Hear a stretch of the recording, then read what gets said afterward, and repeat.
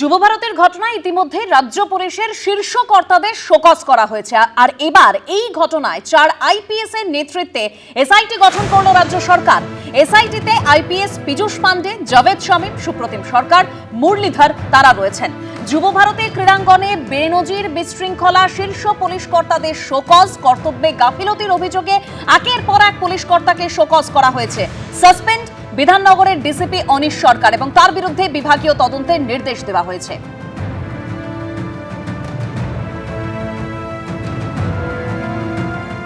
আমরা প্রাথমিকভাবে মনে করছি যে সেদিনকে যারা ওখানে ডিউটিতে ছিল তারাই প্রাথমিকভাবে, কারণ এটা তো তদন্ত সাপেক্ষ, এটা এনকোয়ারি হবে, হতেও পারে না, যাই হোক, দায়ী।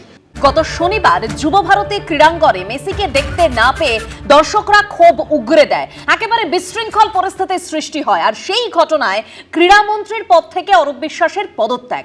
তদন্ত শেষ না হওয়া পর্যন্ত অরূপ বিশ্বাসকে অব্যাহতি, অরূপ বিশ্বাসের পদত্যাগের ইচ্ছাকে মর্যাদা জানিয়ে অব্যাহতি দিলেন মুখ্যমন্ত্রী মমতা বন্দ্যোপাধ্যায়।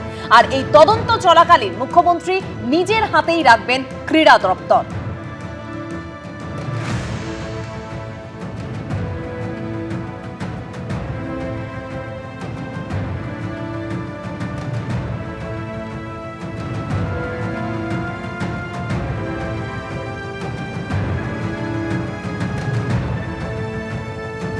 অরূপ বিশ্বাস যে চিঠি দিয়েছেন মুখ্যমন্ত্রী মমতা বন্দ্যোপাধ্যায়কে, সেখানে তিনি উল্লেখ করেছেন, নিরপেক্ষ তদন্তের স্বার্থে আমি ক্রীড়ামন্ত্রী হিসেবে আপনার কাছে অব্যাহতি চাইছি। আশা করি আপনি আমার এই অনুরোধ রাখবেন। আর এই অব্যাহতি চাওয়ার অর্থাৎ ইস্তফা দেওয়ার ইচ্ছা প্রকাশকে মর্যাদা জানিয়ে মুখ্যমন্ত্রী মমতা বন্দ্যোপাধ্যায় ক্রীড়া দপ্তর এবার নিজের দায়িত্বেই রাখবেন যতদিন তদন্ত চলবে।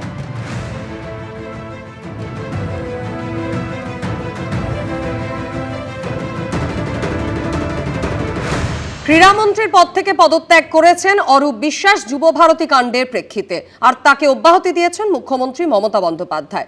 যদিও এই পদক্ষেপে, এই সিদ্ধান্তে তারা সন্তুষ্ট নন বলেই জানিয়েছেন বিরোধী দলনেতা শুভেন্দু অধিকারী। তিনি মন্ত্রিসভায় থাকবেন কেন? তাহলে তো তদন্তে প্রভাব খাটাবেন। আমি ক্রীড়া দপ্তরটা জনরোষ, জনমত, ইয়াং জেনারেশন ক্ষিপ্ত, সামনে ভোট, 2.5 মাস পরে এমসিসি, মন্ত্রী আর লিখতে পারবে না, নির্বাচন বিধি। এই আইওয়াসটা কেন? আমি চাইবো মন্ত্রিসভা থেকে উনাকে অব্যাহতি দিন, আমরা এটাতে সন্তুষ্ট নই। শুভেন্দু অধিকারীর বক্তব্য আপনারা শুনলেন। আর ক্রীড়ামন্ত্রীর পদ থেকে অরূপ বিশ্বাসের এই পদত্যাগ নিয়ে কুণাল ঘোষ বলছেন, মমতা বন্দ্যোপাধ্যায় রাজধর্ম পালন করেছেন। শুনুন। তদন্ত কমিটি ঘোষণার সঙ্গে সঙ্গেই বিজেপি কি করে উপসংহারে পৌঁছচ্ছে? এই তদন্ত কমিটিটাই তো বিজেপির রাজ্যগুলোয় গঠিত হয় না, সিপিএম এর সময় তৈরি হতো না। 1980 সালের 16ই অগস্ট ইডেনে ইস্টবেঙ্গল মোহনবাগান ম্যাচে এত বিশৃঙ্খলা হয়েছিল, 16 জনের মৃত্যু হয়েছিল। সেদিন তো কই মুখ্যমন্ত্রী জ্যোতি বসু, পুলিশ মন্ত্রী জ্যোতি বসুর ইস্তফা চাই, তদন্ত কমিটি হোক, তলব করা হোক, এইসব আওয়াজ তো কর্ণপাত করেনি তো সিপিএম। গত শনিবার যুবভারতী ক্রীড়াঙ্গনে বিশৃঙ্খলা আর তার জেরে ক্রীড়ামন্ত্রীর পদ থেকে ইস্তফা দিয়েছেন অরূপ বিশ্বাস। যদিও ইতিমধ্যেই তার পদত্যাগের ইচ্ছা প্রকাশ করে লেখা চিঠির বিভিন্ন বানান ঘিরে শুরু হয়ে গিয়েছে রাজনৈতিক বাকযুদ্ধ। চিঠির একাধিক ভুল বানান সোশ্যাল মিডিয়ায় তুলে ধরে কটাক্ষ ছুড়ে দিয়েছে বিজেপি। পাল্টা জবাব দিতে দেরি করেনি তৃণমূল।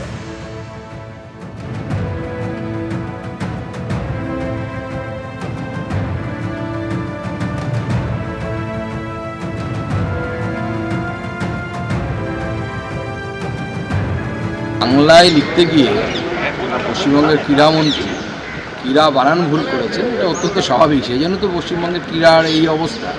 পশ্চিমবঙ্গে আর পদক আসছে না, কিছু আসছে। আর এরা যে বাঙালি অস্মিতার কথা বলে, বাংলা ভাষার তো যা লুণ্ঠন করার, সমস্ত সম্মান লুণ্ঠন করার কাজ তো এরাই করে নিচ্ছে। কেন্দ্রীয় প্রতিমন্ত্রী সুকান্ত মজুমদার আজকে অরূপ বিশ্বাসের ইস্তফাপত্র দেখিয়ে টুইট করে বানান, নত্যবিধি, সত্যবিধি অনেক ডায়লগ তো দিলেন। ও সুকান্ত বাবু, আপনার প্রধানমন্ত্রী আমারও প্রধানমন্ত্রী, তিনি বক্তৃতা দেওয়ার সময় টেলিপ্রম্পটার যদি অফ হয়ে যায়, খেই হারিয়ে ফেলেন, তখন মনে হয় না নত্যবিধি, সত্যবিধি, বানান, আচরণ জ্ঞান? আপনার সতীর্থ অনুরাগ ঠাকুর কদিন আগে বন্দে মাতরম বলতে গিয়ে বন্দে ভারত বলে বসেন পার্লামেন্টে অন রেকর্ড, তখন আপনার জ্ঞানের বাণী কোথায় থাকে? এবিপি আনন্দ, এগিয়ে থাকে, এগিয়ে রাখে।